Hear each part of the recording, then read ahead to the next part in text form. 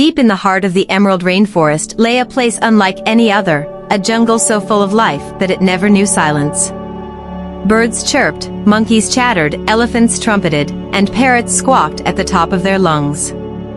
From dawn till dusk, the jungle was alive with a constant symphony of sounds, a never-ending chorus of voices, each animal determined to be heard over the others. In the tallest and oldest tree of the jungle lived an owl named Orion. Unlike the other animals, Orion never raised his voice, nor did he try to compete for attention. He was a wise old owl, known for his deep understanding of the jungle and its ways. He had seen generations of animals come and go, had watched the changing seasons, and had always guided those who sought his wisdom. But there was one problem: no one ever listened to him. Whenever Orion tried to share his wisdom, the animals would talk over him, dismiss him, or simply be too busy making noise to hear his words. "Why should we listen to an old owl who sleeps all day?" sneered the mischievous monkeys, swinging from the vines.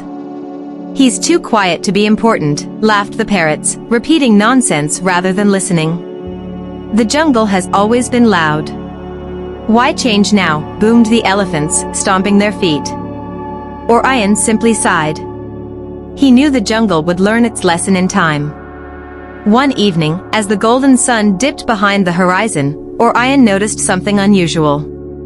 The wind had changed direction, carrying with it the scent of a great storm.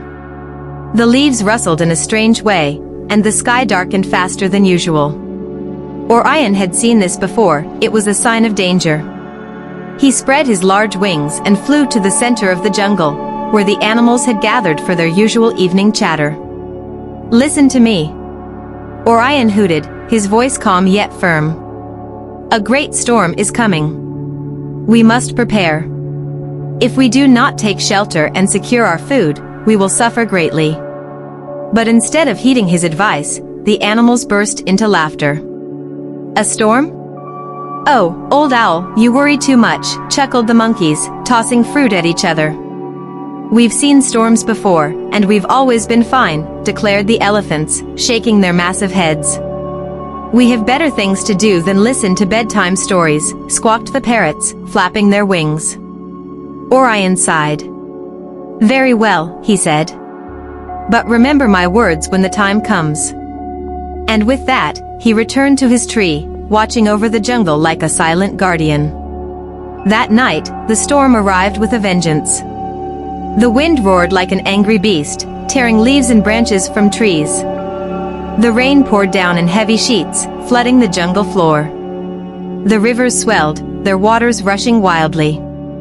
The mighty trees, which had stood tall for decades, groaned under the force of the wind. The animals were caught completely off guard. The monkeys shrieked as their favorite trees bent and snapped. Their food was washed away by the storm. The parrots flapped desperately, trying to find shelter, but the rain was too strong, and they could barely see through the downpour.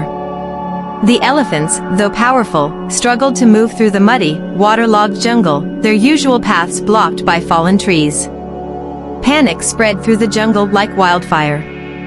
The animals ran in all directions, desperately searching for a safe place.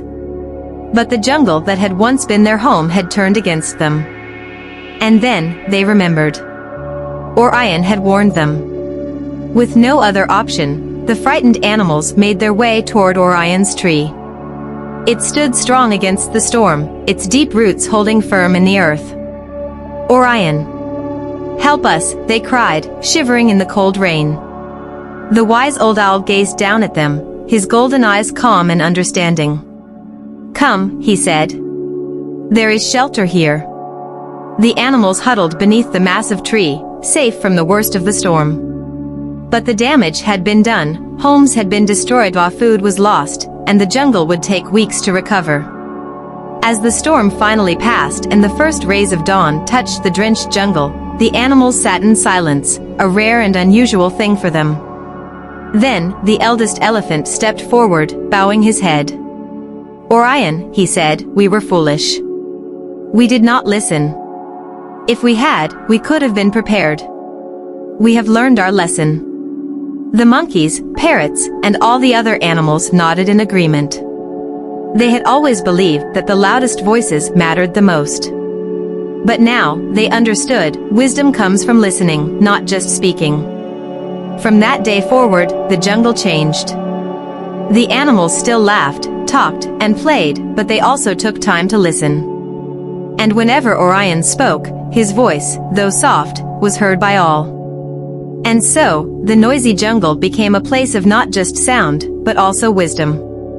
Moral of the story: open book wisdom comes from listening, not just speaking.